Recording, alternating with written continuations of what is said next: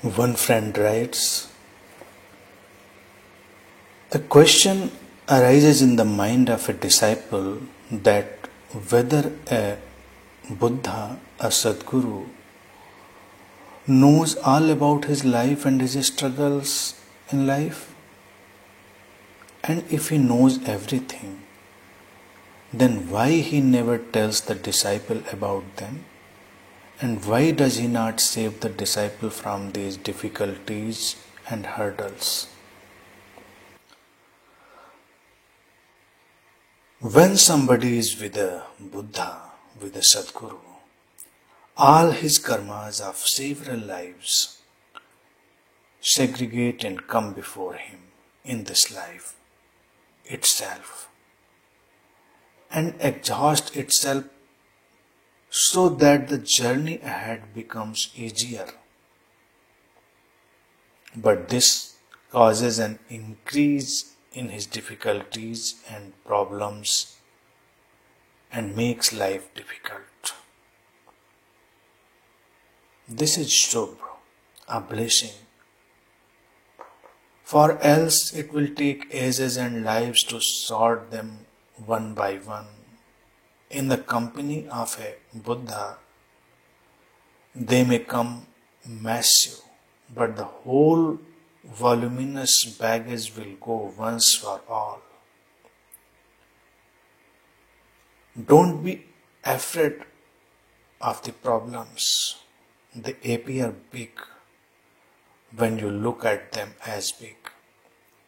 They are just problems, neither big nor small. It is your interpretation of seeing them as big or small. If you see them from a distance, only the actual problem will be seen. The interpretation of the mind and the imaginary problems will go. There can be a solution to the actual problem, but there can be no solution to an imaginary problem. Remember this. A Buddha knows all about your life and problems, but he is never seen to disclose them to the seeker. The Buddha knows all about you in the sense that he knows all about the working of the mind of a sleeping person. Your problems are not your problems alone. They are universal problems of all sleeping people. He knows the working of the collective mind, and therefore he also knows all about the problems created by the mind. In this sense, he knows all about your problems and your life. But out of these universal problems, you identify with them and make them your individual problems. He may know or may not know your individual problems, and there is absolutely no need to know individual problems, for he is here to address the universal problem, the fundamental issues, and not pick each individual to solve his individual misgivings. Once you understand the fundamental issues, then you on your own can deal with your individual problems, as it is you who have created it with your identifications, and it is you who has to deal with it. However, you can always approach a master with your individual problems, but he is sure to give a universal solution to handle the issue, for once you know how to handle one problem, you can handle any problem, because the basic cause of your problem is your identification with it. Try to create a distance with your problems and you shall see them clearly, and then you can deal with them. When you identify with them, you don't even know what you have to deal with, where exactly the problem lays. Therefore, they look big with no solution before you. But don't be frightened of these problems. Develop a distance, see them clearly, and then as you see them, they begin to evaporate.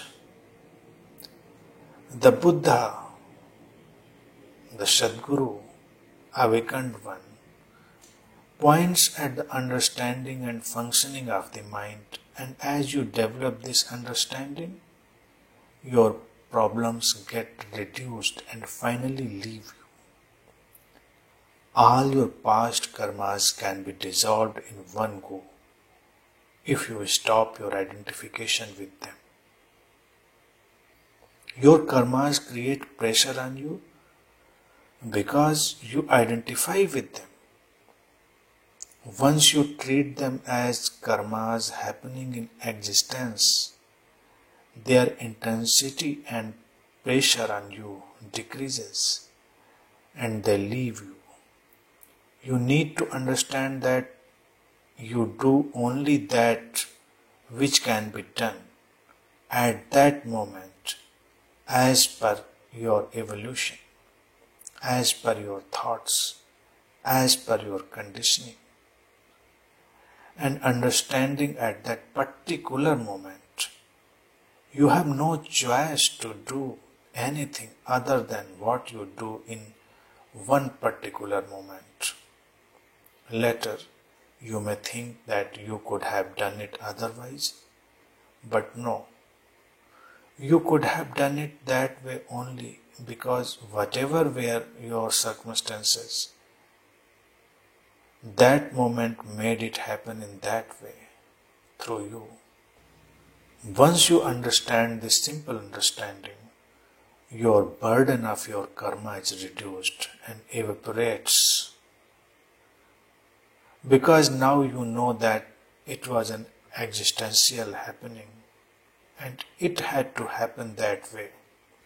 You can monitor your responses, but that again depends on your growth.